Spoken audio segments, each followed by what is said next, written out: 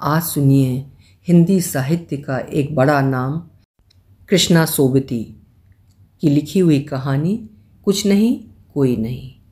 कृष्णा सोबती जी परिचय की मोहताज नहीं है।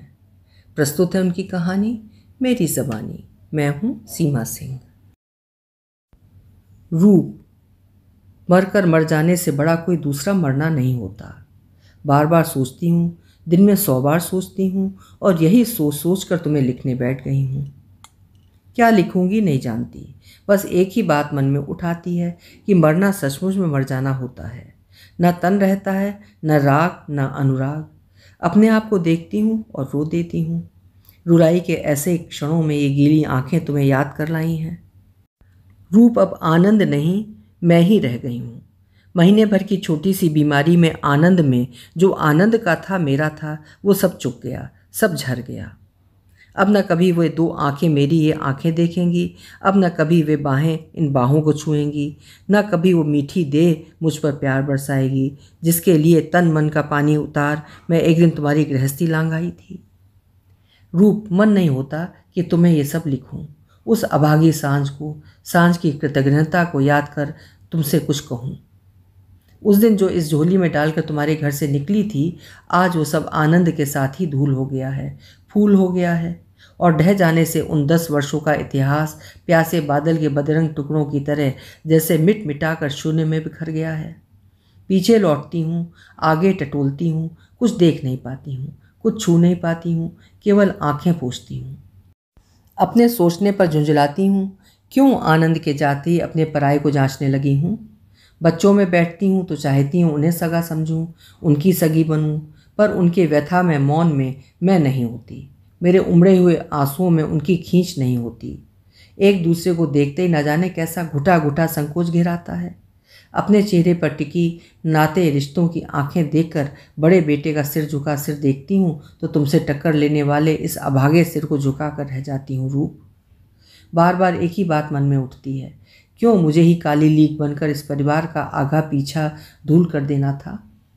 रूप आनंद के न रह जाने पर, उस हो गई अनहोनी पर नहीं पछता रही हूँ। पछताती हूँ अपने उन दुर्भाग्य के क्षणों को जिनमें तन को ढीला छोड़ बहुत कुछ टूक टूक कर दिया। रूप जान गई हूँ, जो प्रियजनों का अपनों का पर्दा उघाड़ अपने मन की ओट ढूंढ लेता है, उसकी ओट ओट नहीं होती।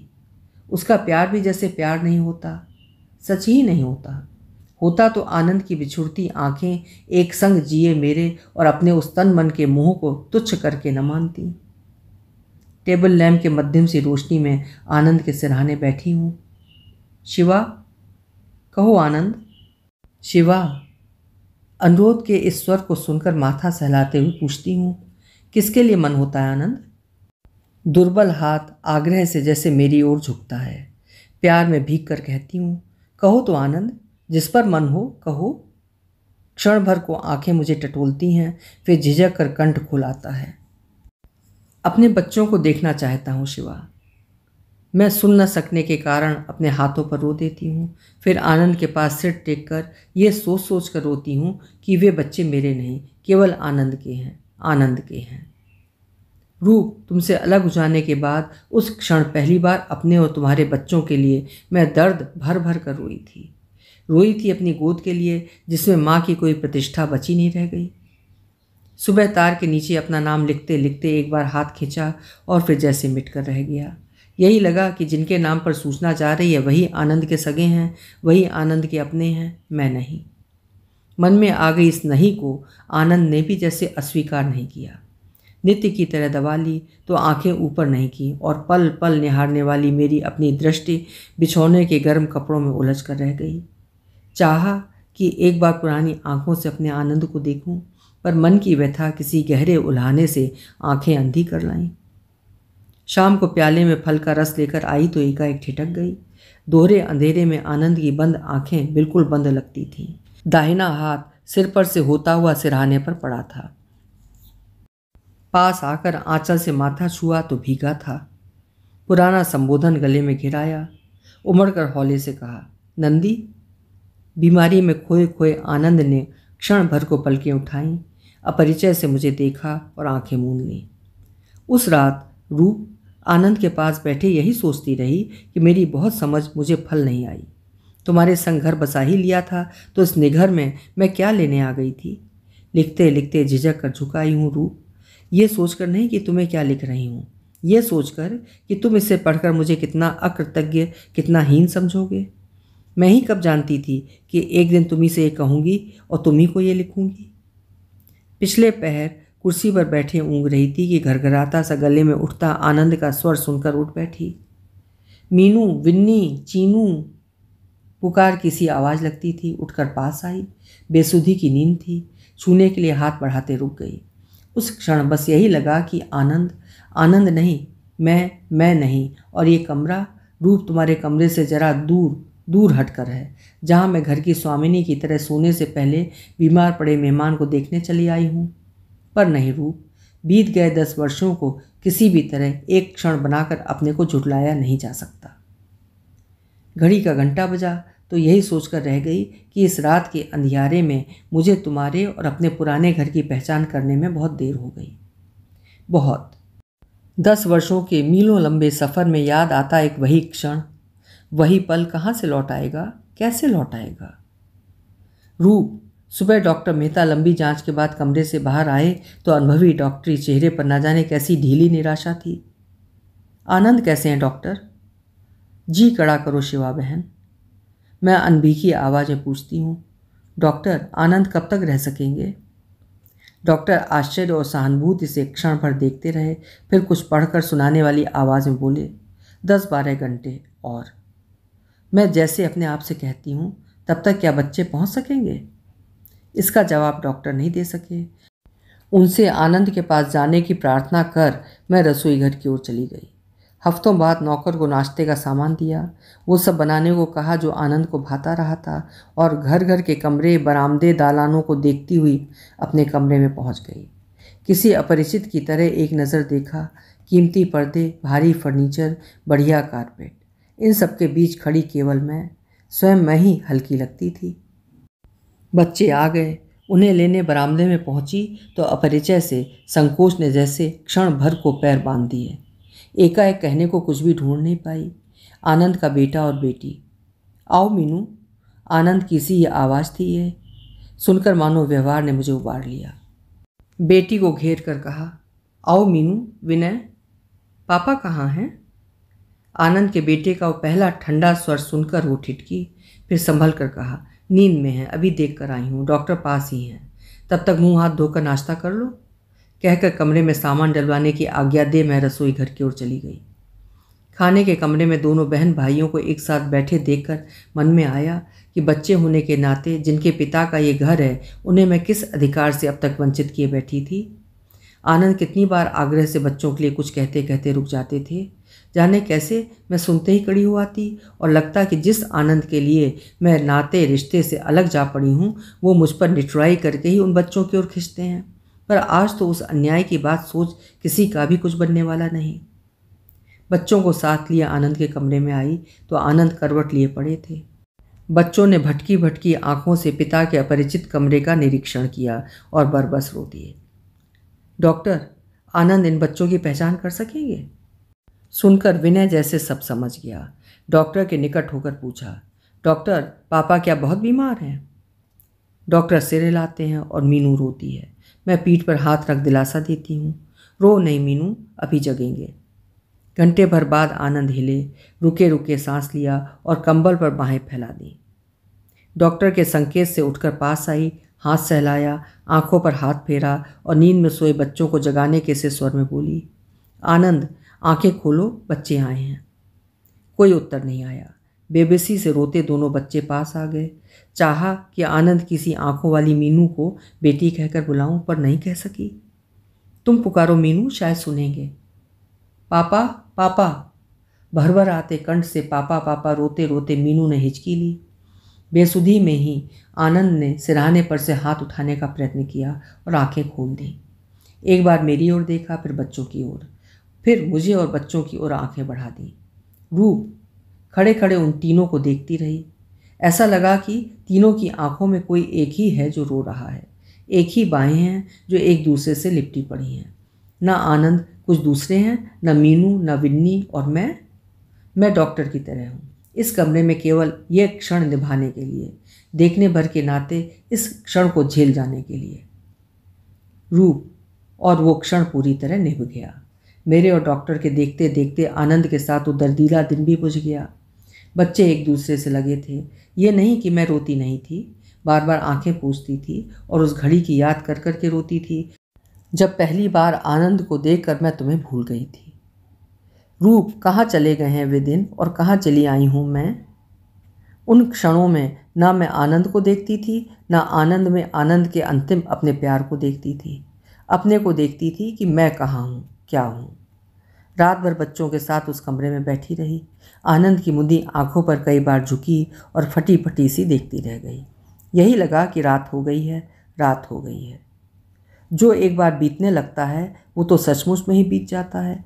फिर ना कभी वे क्षण लौटते हैं, ना वे दिन। बस एक याद लौटती है जो लौट लौट कर मन को रुलाती है। आज मैं किस किस को रोती हूँ। रूप, ये तुमसे क्या कहूँ। जो कुछ भी याद हुआ आता है मन को बरसाता है। सर्दियों की वे धुपाती दोपहरें आंखों में उतर आती हैं, जब द्वार पर खड़ी खड़ी मैं तुम्हारे आने की बाट जोहा करती थी। प्रतीक्षा में बार बार द्वार पर जाती। बरामदे में बिछे कालीन की गरमाई तलुओं को छूती तो कुछ ऐसा लगता कि कहीं कोई दुराव नहीं, कमी नहीं, कुछ सगा है जो अपना है। रूप, लिखते लिखते हाथ रुक आया था। उन दिनों वाले अपनेपन को खोकर किसी और को अपना कहने की साख मेरे बाग में फिर कभी नहीं आई।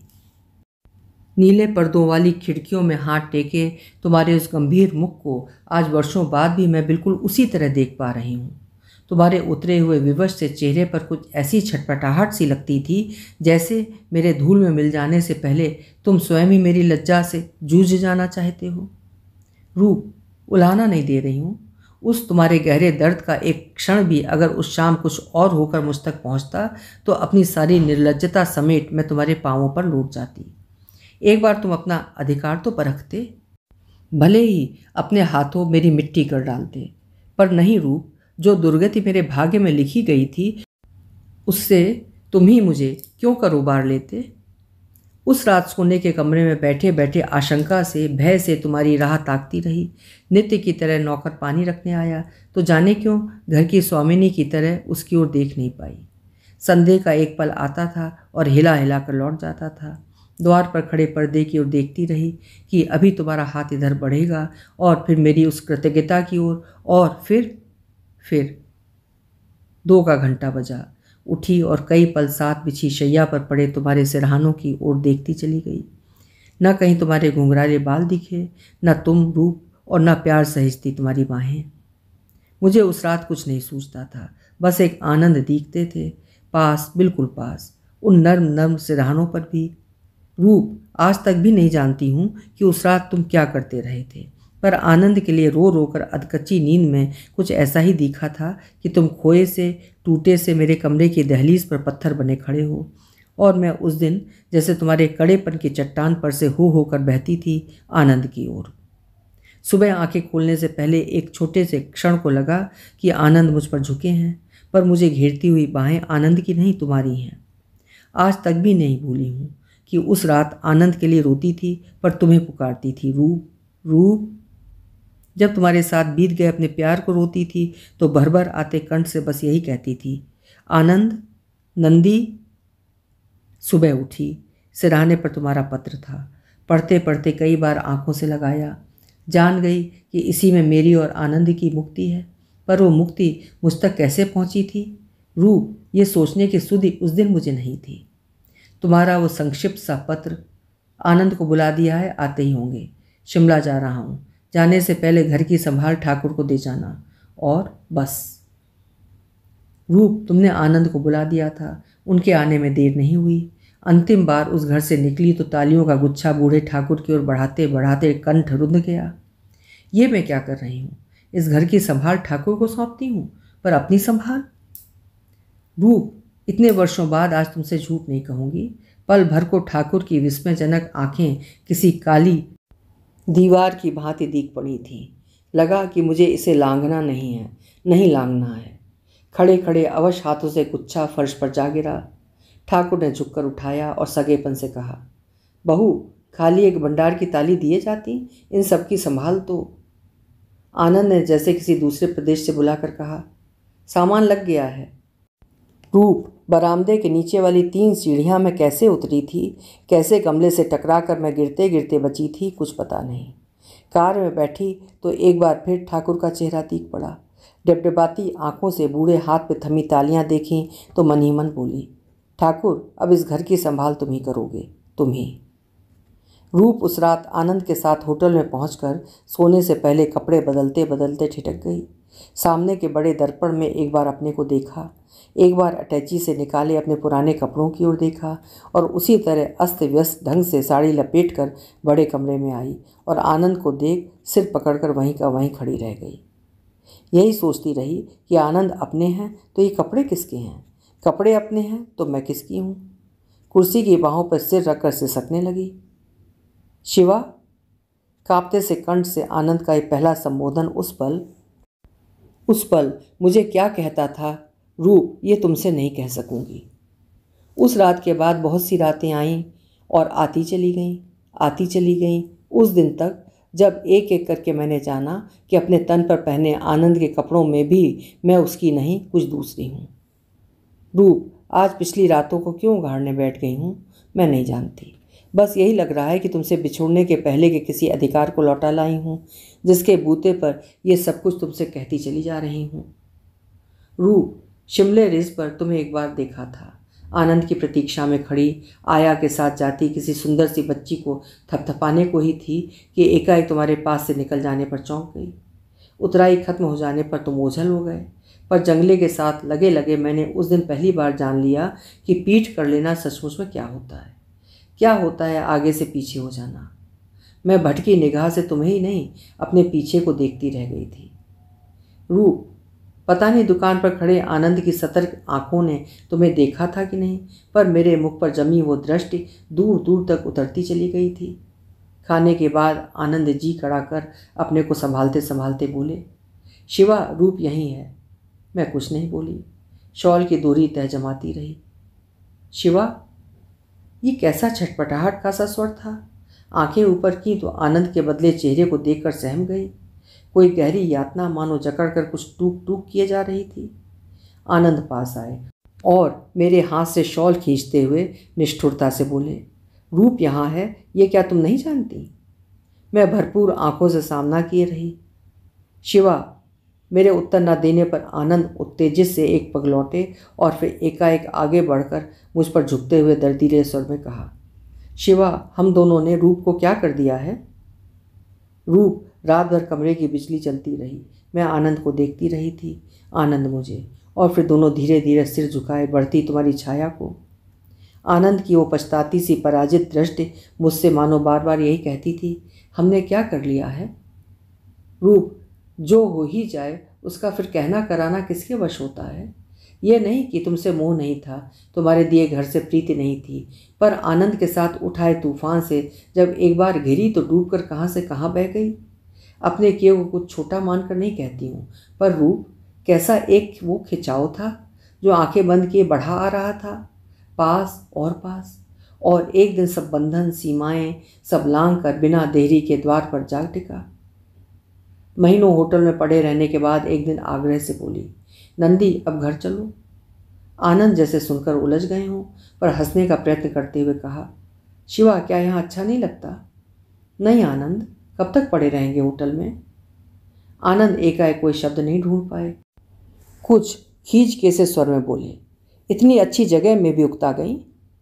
उठकर पास चली आई और मौन तिरस्कार से एक नज़र देखकर बोली, ठीक ही कहते हो आनंद, जगह बुरी नहीं, बुरी तो मैं हूँ जिसे एक घर से निकाल कर तुम दूसरे घर का अधिकार नहीं देना चाहते।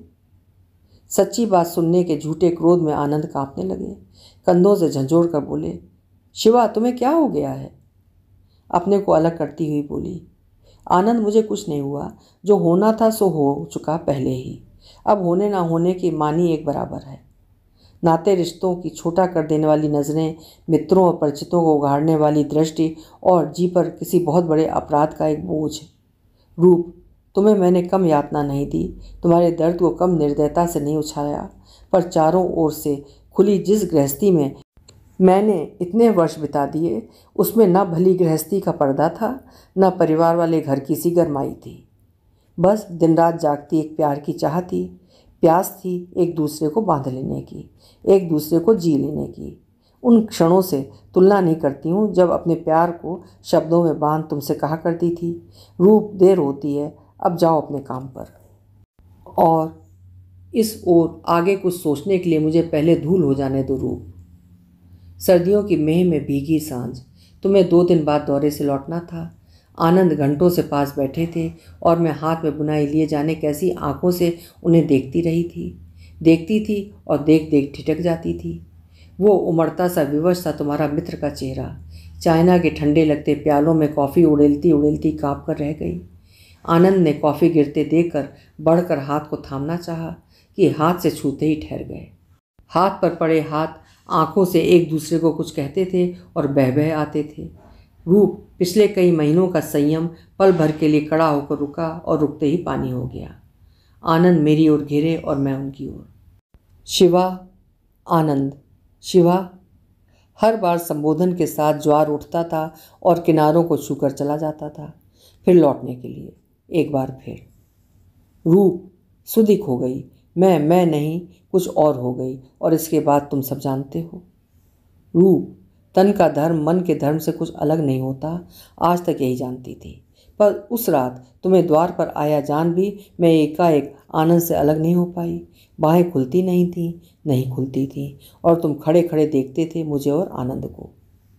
रूप, अभागी वो घड़ी थी और अभागे हम दोनों थे जो तुम्हारे और अपने सौभाग्य से एक साथ ही दूर हो गए। ऐसे भाग्यहीन हो गए जिन्हें कोई सा सौभाग्य नहीं सूझता। आज अकेली हो गई हूँ, पर जैसे यह भी कोई नया दुर्भाग्य नहीं है। लगता है वही पुराने दुर्भाग्य की कड़ी है जो समय के साथ खुल खुल कर मुझसे लिपटती जाती है। रूप, गई शाम मीनू और विन्नी पास आए। दिन भर बिछौने पर पड़ी थी, भरसक उदासी छिपाते हुए बोली, आओ बैठो। विनय की गंभीर दृष्टि पल भर को मीनू की ओर गई और साहस पाकर लौट आई। कुछ कहने को कहा। स्कूल कब खुलेगा मीनू? मीनू ने भाई की ओर देखा और सयानों के से ढंग से कहा, छुट्टी तो आजकल नहीं पड़ती। चुप रह गई, बात आगे चलाने का मन नहीं हुआ। कुछ देर रुककर पूछा, कॉफ़ी लोगे विनय? जी नहीं धन्यवाद। शॉल समेटती हुई उठ गई। बैठे बैठे आनंद के बच्चों को देखने लगी। जिसके साथ अपना सब कुछ लगा दिया था, उस आनंद के बच्चों की उस उदासीनता में छिपी कड़वाहट के लिए मुझे क्या कहना सुनना है? कुछ नहीं। बैठे बैठे पता नहीं क्या सोच रही थी कि सुना विनय कुछ कहता है। ताऊ जी तो इस घर को किराए पर उठाने को कह गए हैं, अब इसमें के सामान का क्या होगा? सुना और नहीं भी सुना, चुप रही। विनय ने दोहरा कर पूछा, सामान का क्या करना होगा? पूछने की रुखाई पर ध्यान अटक गया और इतने दिनों बाद पहली बार बोध हुआ कि बच्चों के पास मेरे लिए मुझे पुकारने के लिए कोई संबोधन नहीं। भैया, ताऊ जी तो कहते थे ये सब बेच देना होगा। पतले स्वर से ही पहचान पाई कि मीनू बोल रही है। कुछ कहने को ही थी कि अनायास उठ खड़ी हुई, नौकर को बुलाकर चाय के लिए कहा, खिड़कियां खोल पर्दे खींचे और बच्चों के सामने सोफे पर आन बैठी। संयत गले से कहा, सामान की चिंता ना करो, कुछ ना कुछ हो जाएगा। हाँ, कल जाकर बच्चों के लिए कपड़े ले आना विन्नी, सिलवा कर बंटवाना चाहती हूँ। विन्नी मानो को झिझक गया, संकोच से कहा, ताऊ जी ही जल्दी उधर आने का आदेश दे गए हैं। विन्नी के उस संकुचित चेहरे में विन्नी के पिता को देखती रही। वही ढंग है, वही अपनी सफाई देने की उतावली। पहली बार स्नेह भरे स्वर में बोली, सोचा मत करो विन्नू, सब ठीक हो जाएगा। चाय बनाकर बच्चों के आगे की तो जाने क्यों मन भर आया। जी में सोचा, अगर सब कुछ बीत ही जाना था तो आनंद के रहते भी ये घर आनंद के बच्चों से भरा रह सकता था। पर रूप, सब दिन तो सब बातें एक सी नहीं सोची जाती। बच्चों के कमरे से लौटकर अंधेरे में लेटी तो बार बार अपने से यही कहती रही। अंधियारे में कुछ हाथ नहीं लगा, पराए प्यार का झूठा अधिकार तक नहीं, कोई दावा तक नहीं। अगले दिन कपड़ों में लगी रही। विनय को साथ लिए ढेर सा सामान खरीदा, सिलवाने के लिए दर्जी बुलवाया और स्वयं भी उनमें जुटी रही। कोई भारी आयोजन दिखता था। बिछौने, गद्दे, कंबल। दिल चाहता था सब कुछ बांट दूं, सब कुछ दे दूं, घर का घर दान कर दूं। अगले दिन कपड़ों की बड़ी अलमारी खोली और एक एक करके साड़ियाँ फर्श पर डालने लगी। विस्मित सी मीनू पास आई और बोली, इनका क्या होगा? ये भी दे दी जाएंगी क्या? इतनी कीमती साड़ियाँ? मीनू की ओर बिना देखे सूखे गले से कहा, अब इनका और क्या होगा, समय ही चुक गया। दोपहर ढलते अगणित बच्चों में कपड़े पट गए।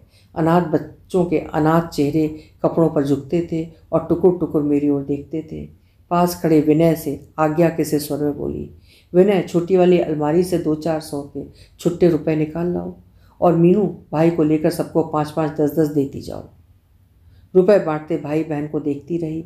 पराई होने की निर्दयता से मन में सोचा कि ये दोनों भी अनाथों की पंक्ति से अलग नहीं, जब मैं ही इनकी कुछ नहीं होती हूँ। रूप जैसे चलते चलते अनायास दुर्भाग्य हाथ लग जाता है, वैसे अगर कभी सौभाग्य की छाँ भी पकड़ाई में आ जाती। पर अब मुझे ही किसके लिए आसमान नहीं है, कोई आगे नहीं पीछे नहीं। तुम्हारे और अपनी बच्ची के लिए चाहती हूँ न रोऊं, पर मीनू को देखते ही जी का दिलासा बह जाता है। वो होती अगर तो मैं नहीं, रूप उसके ना होने से ही तो आज इतनी सी लज्जा बची रह सकी है कि तुम्हारा नाम ले लेकर तुम्हें सब लिखती चली गई हूँ। उसी की बिछड़ी ममता जैसे उमड़ उमड़ कर कहती है, रूप रूप रूप, मैं आज तुम्हारी कुछ नहीं हूँ। आनंद के बच्चों को आनंद का सब कुछ सौंप कर 3-4 दिन में यहाँ से चली जाऊँगी। फिर ना कभी घर देखूँगी, न घर का सामान, न सामान से लिपटी अतीत की स्मृतियाँ। कहाँ रहूँगी, कहाँ जाऊँगी, कुछ पता नहीं। रूप, अब किसे आज जानना है कि मैं कहाँ हूँ, मैं क्या हूँ? मैं किसी की कुछ नहीं, कोई नहीं। अभी आप सुन रहे थे कृष्णा सोबती जी की लिखी हुई कहानी कुछ नहीं कोई नहीं। ये कहानी मार्च 1955 में प्रकाशित हुई थी। उम्मीद है कहानी आपको पसंद आई होगी। कल फिर मिलेंगे। हिंदी साहित्य की बेहतर और उम्दा कहानियाँ सुनते रहने के लिए मेरे चैनल्स को सब्सक्राइब करना ना भूलें। लाइक करें और शेयर भी करें। चैनल को विस्तार देने में मेरी सहायता करें। बहुत बहुत धन्यवाद।